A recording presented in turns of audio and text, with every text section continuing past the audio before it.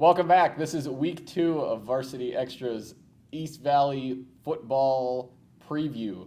And Mark Heller here with Kyle Odegard. It's going to be difficult, I should say, to top week 1.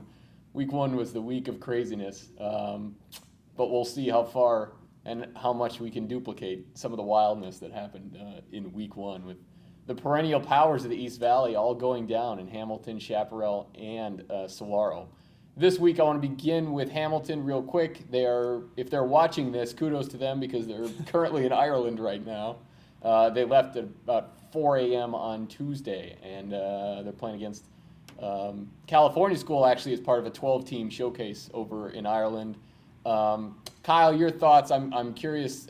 I'm curious to see how they respond from the Mountain Pointe loss last week. Do they come back stronger, or do we need to wait and see against an Arizona team next week or the week after, whether Hamilton has gotten itself back together again? I think it's the same questions. Mental things I'm not really worried about. I think kids are pretty resilient, and losing, I think they can shake that off pretty quickly, but the questions are still there with the offense. Thigpen, I think, only threw for 70 yards in the first game, so it's mostly that, and whether they play an Arizona team or a team from California in Ireland, that's still the biggest question, and that's what I'm looking for, to get resolved. I think you'll be able to tell this week, even though it might be a tough team, can they move the ball, and that's still what we're trying to figure out. Yeah, and that's on top of all the other distractions and all the other logistical things involved when you're taking more than 90 people in total, football team, band, cheerleaders, all of that, over to a foreign country. There's 1,000 things going on that have nothing to do even with the game. So that part will definitely be a pretty good test for the Huskies. Back here in the States, the big game we think this week is Marcos and Chaparral. Marcos coming off a relatively easy win. I would say not surprisingly, but a little more surprised that Notre Dame didn't put up a little more of a fight on the scoreboard anyway. Against Marcos last week. Chaparral losing late to South Pointe. Real quick, how do you see these two teams going at it again this year? This is kind of what happened last year, where Marcos de Niza blew out Notre Dame, and Chaparral beat South Pointe last year, but it was, I think, by 1 point, really close. And people were wondering, hey, maybe this is the year where Marcos can beat Chaparral. And we know that it didn't happen. Chaparral won by 3 touchdowns last year, but I think this is a different year. The talent is a lot more even, or Marcos might actually have more talent, or at least older talent. Chaparral has a lot of young guys, but Marcos has got the seniors that are, the BCS prospects. So I think this is, if Marcos is ever going to beat Chaparral, they better do it this week. That's a pretty good point. Sean Paul Brophy at Chaparral, did some good numbers, a little bit uneven in his debut last week against South Pointe. Not totally unexpected, but he's got to deal with a Marcos defense that's pretty darn good. And Priest Willis, they can put him on Jake Rowe or Wiley or whoever they want to, and he can shut down their number one. So Brophy's going to have to find some other guys to throw the ball to. Yeah, that's definitely the matchup to watch in Division II. A little further to the east, another intra-city rivalry, Highland and Gilbert going at it. Big, nice win for Highland last week. They hammered Mesquite. Gilbert was on the wrong end of a matchup with Desert Ridge. That is not a fun week 1 matchup if you're Gilbert. But you never know with these intra-district, especially in Gilbert, how they are going to match up with one another. Can Highland sort of continue this role that it's gotten on? Yeah, it certainly bodes well the way Highland, like you said, beat Mesquite by almost 40 points and shut them out. Gilbert, I still think we don't know, because Desert Ridge, like you said, is so good, and Desert Ridge is such a notch above all 3 of those other Gilbert teams.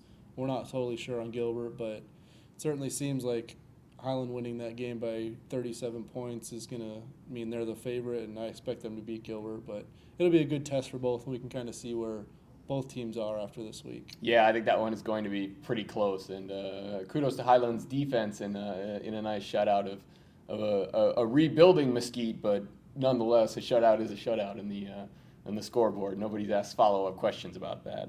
A little further east in the Southeast Valley corridor, another pretty good matchup. smaller schools, Campo, Verde, and Higley. Both teams coming off fairly easy wins in week one. These two met last year. Higley was a totally different team in a Higley win, 44-20, I think, in 2011. Higley, a completely different offense, much more running based. Max Ragsdale has things going pretty well at Campo Verde, and obviously this is going to be a pretty good competition uptick for both teams after week one. How do you see this playing out? What do you like about Campo Verde? Yeah, I think it's kind of like the divide is right now in that part of the valley is Queen Creek, Williamsfield, and then Campo, Poston, Butte, Higley. Those teams are a notch below. And this is a good game for Campo to see if they can get up there and maybe be in the Queen Creek, Williamsfield vicinity, or maybe we'll see if they play close to Higley, then maybe they're more in their area. So it's just an interesting test for them. They have a lot of people coming back, and they have the experience. They made the playoffs last year. So it's only their second year of varsity, so they want to keep on moving up.